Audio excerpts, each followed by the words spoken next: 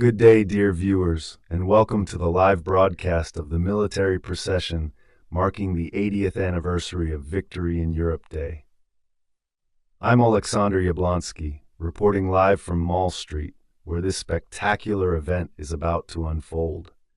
Right now, we see individual units taking their positions, preparing for the start of the parade. Soon, we will witness the grand military march passing through the streets of Westminster from Parliament Square to Buckingham Palace itself. The parade will begin at noon, accompanied by the solemn chimes of Big Ben. Like an echo from history, we will hear the voice of Winston Churchill, extracts from his legendary speech, performed by actor Timothy Spall. My dear friends, this is your hour. This is not a victory of a party or of any class. It's a victory of the great British nation as a whole. We were the first in this ancient island to draw the sword against tyranny. Every man, woman and child in the country had no thought of quitting the struggle. When shall the reputation and faith of this generation of men and women fail? I say that in the long years to come, not only will the people of this island, but of the world, wherever the bird of freedom chirps in human hearts, look back to what we have done and they will say, do not despair. Do not yield to violence and tyranny. March straight forward and die, if need be, unconquered. The procession itself started about 10 minutes ago from Parliament Square and is now advancing along Whitehall, moving towards the lower edge of Trafalgar Square. From there, it will turn left, pass through Admiralty Arch, and emerge onto Mall Street. Leading the column is Major General James Bowder, the senior officer responsible for all official ceremonial events in the capital. While today his focus is entirely on this historic occasion, in the coming days he will shift attention to other key events on the ceremonial calendar, including the King's Birthday Parade.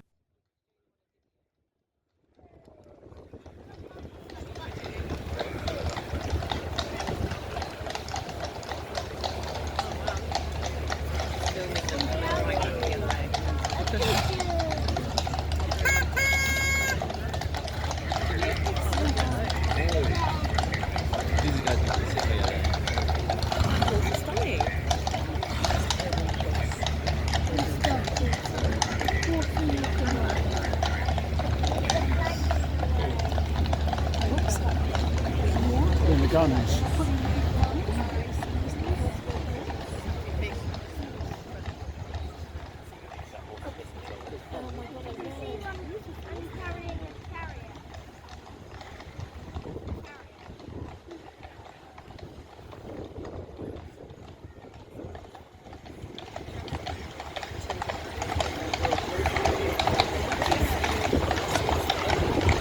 The first segment of the procession coming into view is the King's Troop, Royal Horse Artillery. Leading the column is Major Luke Wadman, riding his impeccably trained bay horse. Interestingly, the bay-colored horses distinguish them from the Household Cavalry Mounted Regiment, whose horses are predominantly black, except for the musicians and trumpeters, who traditionally ride gray horses. The Royal Troop is carrying 13-pounder field guns from the First World War, pulled by horse-drawn teams. The unit consists of 180 personnel and is stationed in Woolwich, southeast London, with approximately 120 horses at their disposal. Their honorary title, King's Troop, was bestowed upon them in 1947 by King George VI, the grandfather of King Charles III. So impressed was he by their skill and precision that he granted them this prestigious designation. Today, the King's Troop plays a pivotal role in state ceremonial events in London. Leading the cavalry unit is the Household Cavalry Band. Here comes another cavalry regiment of the British Army, based at Hyde Park Barracks in Knightsbridge. At the head of the cavalry unit marches the Household Cavalry Band, led by Major Craig Bywater. This mixed ensemble consists of members from 2 regiments, the Life Guards and Blues and Royals. Their duties span both ceremonial and operational roles.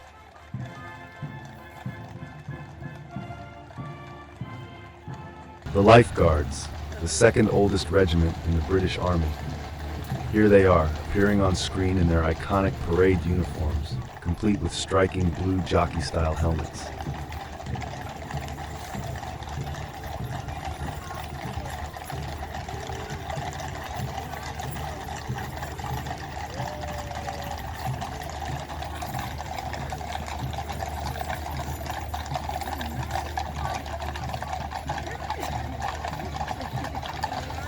Following closely behind, we see a foot soldier from the rescue unit, whose presence is simply mesmerizing. Among them is their own trumpeter, riding a gray horse alongside the divisional commander. To join the Household Cavalry, soldiers undergo 6 months of rigorous training. Remarkably, 99% of recruits entering the Household Cavalry have never ridden a horse before. Imagine that, in just half a year, they transform from complete novices to highly skilled riders, controlling half-ton horses, often just a few paces away from His Majesty the King. This highlights the high caliber of their training and the intensity of their transformation process.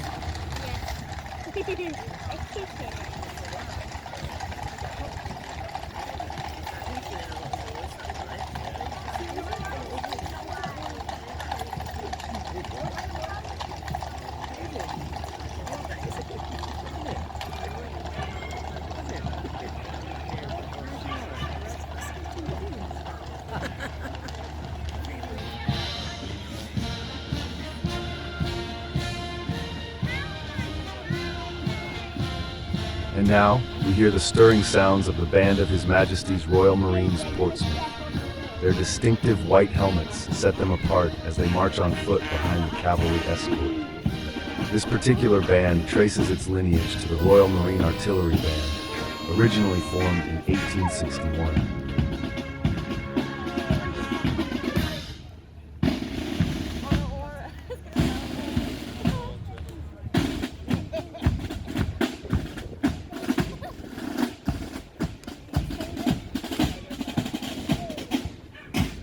Following them is the Tri-Service Guard of Honor, comprised of representatives from the Royal Navy, British Army, and Royal Air Force.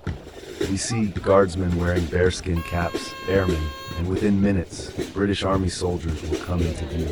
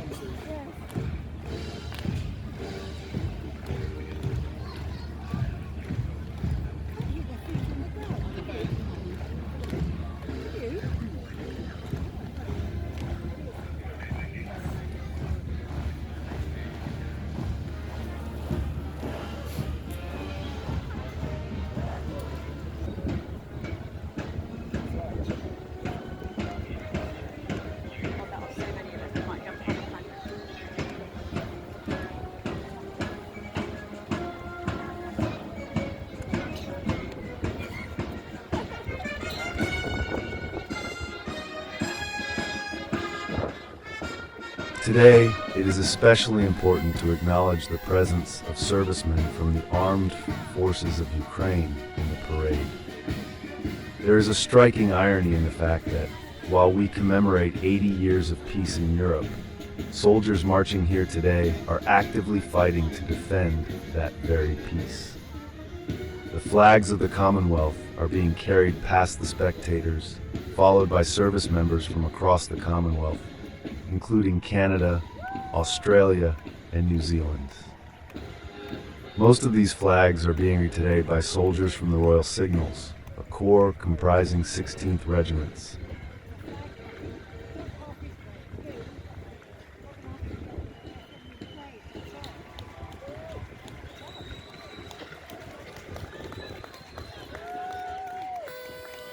And now we see a contingent of Ukrainian soldiers proudly carrying the national flag. Spectators cheer and applaud. You can now see the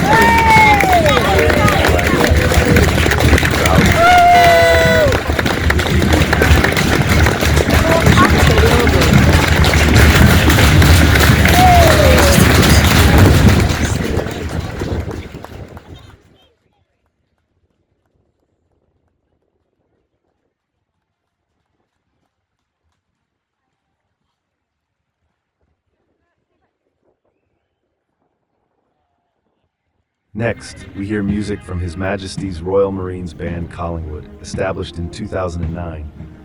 This band participated in both the funeral of the late Queen Elizabeth II and the coronation of her successor, King Charles III.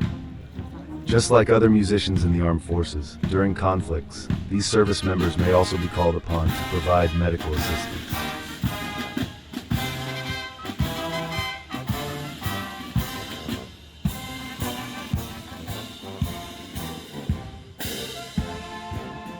Following them is the Royal Navy Marching Contingent, composed of personnel from the Royal Navy's Ceremonial Guard, which is based at His Majesty's Naval Base in Portsmouth. Around 30 of these servicemen belong to the Royal Marines, stationed at the Commando Training Center in Lympstone.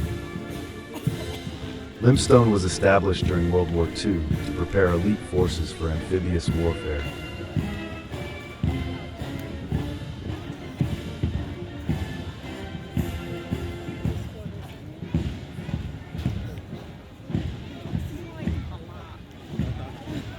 Next in the procession is the Royal Corps of Army Music Band. This ensemble features musicians from regional military bands, including those from Tidworth, Colchester, and Catterick. Leading the group is Major Peter Bryden, the musical director of the Tidworth Military Band. Of course, following the Army musicians, we see the Army contingent of this grand event.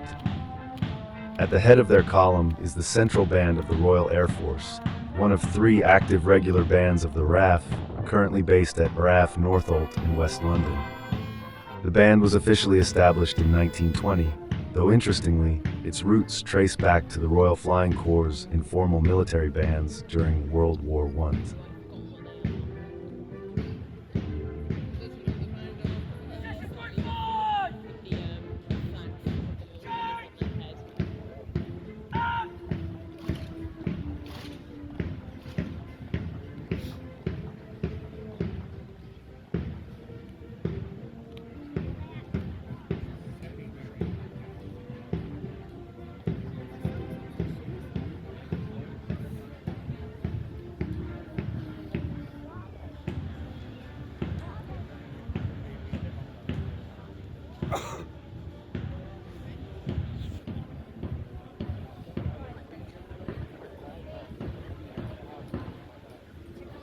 As with all parades, the military branches participate in the order of seniority.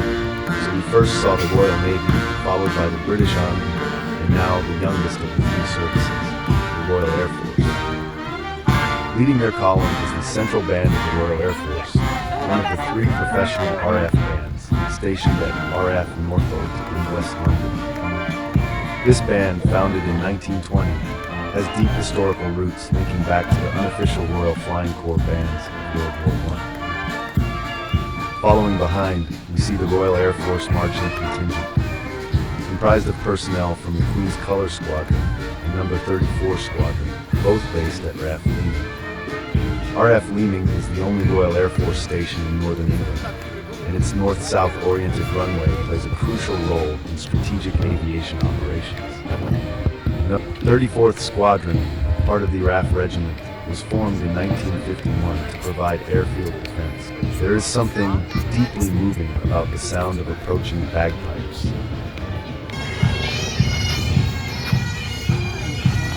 This magnificent ensemble of bagpipes and drums consists of musicians from the Scots Guards and Irish Guards bands, joined by the Royal Air Force pipes and drums.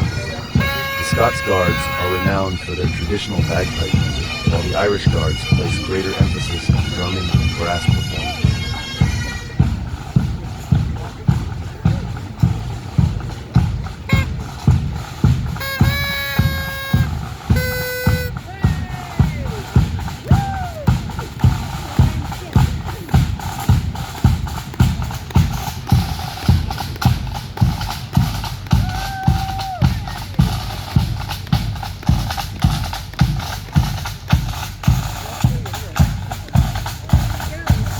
Behind them, you see field medics, military nurses, and civilian service troops in uniform.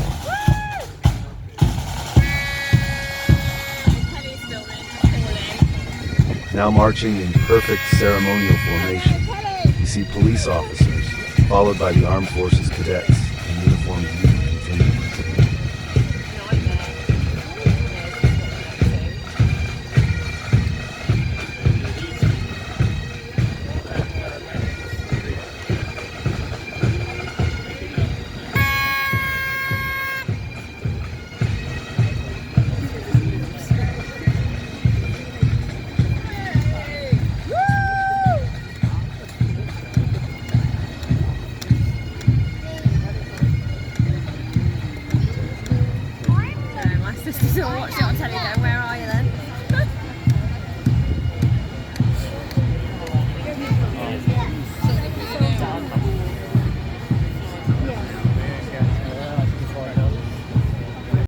Finally, arriving in splendid order is the Brigade of Teenagers Band, closing out the ceremonial procession.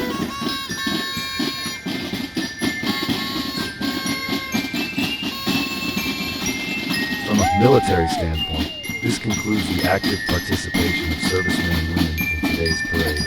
But let's enjoy a few more moments of the celebratory atmosphere.